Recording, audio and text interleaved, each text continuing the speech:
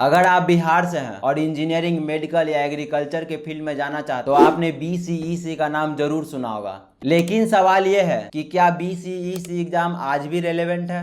अभी तक लगभग सभी स्टूडेंट्स जेईई मेंस का पेपर दे चुके होंगे, फिर भी उनको यह कंफ्यूजन रह जाता है कि क्या BCEC एग्जाम देना चाहिए या नहीं। तो आज इसी टॉपिक पर हम लोग इस वीडियो में विस्तार से चर्चा करेंगे विथ फैक्ट्स एंड फिगर। सबसे पहले हम लोग समझते हैं कि BCEC क्या है। BCEC का full form Bihar combined entrance competitive exam है। ये एग्जाम एक स्टेट लेवल इंट्रेंस एग्जाम है जो बिहार गवर्नमेंट द्वारा रन करवाया जाता है और इसकी conducting body Bihar combined entrance competitive exam board है। पहले इस एग्जाम के थ्रू बिहार के इंजीनियरिंग, मेडिकल और एग्रीकल्चर जैसे कोर्सेज में एडमिशन मिलता था। आज के टाइम पे रियलिटी ये है, इंजीनियरिंग में एडमिशन अब मेनली जेईई मेंस और एडवांस के थ्रू होता है और मेडिकल में एडमिशन नीट के थ्रू होता है। तो सवाल यह है कि BCEC एग्जाम बचा किस लिए? जवाब है एग्रीकल्चर, फार्मेसी, पैरामेडिकल और स्पेशलाइज्ड कोर्सेज के लिए। कुल मिला के बात यह है कि ये एग्जाम आपके लिए एक सेकंड ऑप्शन बन चुका है। अब इसके एग्जाम पैटर्न पे बात करते हैं। इसमें टोटल 4 सब्जेक्ट होते हैं, फिजिक्स, केमिस्ट्री, मैथ और बायोलॉजी।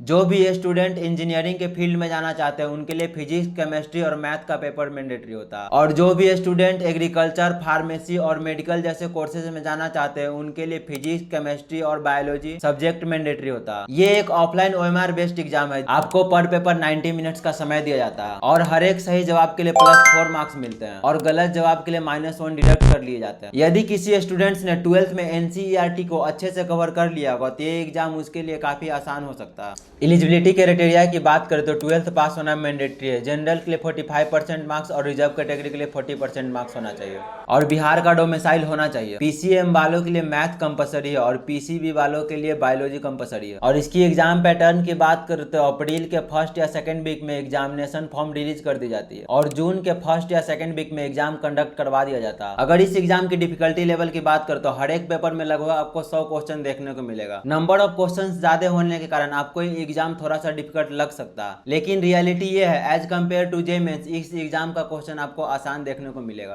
इसका कंपटीशन नेशनल एग्जाम से लिमिटेड है, लेकिन इस एग्जाम में सीरियस एस्पिरेंट्स ही अच्छा स्कोर कर सकते हैं और गवर्नमेंट कॉलेज में सीट लिमिटेड होते हैं, इसीलिए इसका कट ऑफ हाई जाता है। इस एग्जाम के थ्रू आपको बिहार के गवर्नमेंट कॉलेज मिलेंगे। कंक्लूजन ये है कि ये एग्जाम आसान होता है, अगर आप चाहें तो अच्छा स्कोर कर सकते हैं। अब बात करते हैं कि आपको एग्जाम देना चाहिए या नहीं। तो आप अगर बिहार के रेसिडेंट्स है, इंजीनियरिंग, मेडिकल, एग्रीकल्चर, फार्मेसी जैसे कोर्सेज में इंटरेस्टेड है और आप इस एग्जाम को एक सेकंड ऑप्शन रखना चाहते हैं तो आपको एग्जाम जरूर देना चाहिए। लेकिन आप ऑलरेडी जेईई मेंस और नीट के प्रति फुल फोकस्ड हैं और आपका एक अच्छा परसेंटाइल आ चुका है तो आप इस एग्जाम को स्किप कर सकते हैं। तो लास्टली हम लोग देखते हैं कि इस एग्जाम को कैसे क्लियर कर सकते हैं। सबसे पहले आप लोग NCERT को अच्छे से कवर करें। फिजिक्स और केमिस्ट्री के कॉन्सेप्ट आपको लाइन बाय लाइन क्लियर होने चाहिए। बायोलॉजी के डायग्राम और फैक्ट आपको अच्छे से पता होना चाहिए और मैथ के लिए आपको क्वेश्चन सॉल्विंग पर ध्यान देना चाहिए। प्रीवियस ईयर पेपर को सॉल्व करना और किसी भी एग्जाम के पैटर्न को समझने का सबसे बेस्ट और सबसे इंपॉर्टेंट बात, आपको टाइम मैनेजमेंट पर ध्यान देना चाहिए क्योंकि इस एग्जाम के हर एक पेपर में आपको लगभग 100 क्वेश्चन देखने को मिलेगा और हर एक पेपर के लिए आपको 90 मिनट का टाइम मिलता है, जिसमें कि आपको स्पीड और एक्यूरेसी दोनों मेंटेन करना जरूरी है और स्पेशली आपको मॉक टेस्ट जरूर देना चाहिए जिससे कि आपका स्पीड इंक्रीज होगा और निगेटिव मार्किंग भी कंट्रोल होगा। मेरा सजेशन यही है कि आप इस एग्जाम को सेकंड ऑप्शन की तरह ट्रीट कर सकते हैं और आपने कंसिस्टेंसी और स्मार्ट प्लानिंग के साथ अगर आपने इस एग्जाम का प्रिपरेशन किया तो आप इस एग्जाम में एक अच्छा स्कोर कर सकते हैं। और इस एग्जाम से रिलेटेड आपको कोई भी डाउट रह जाता तो हमें कमेंट में अपना राय जरूर बताएं।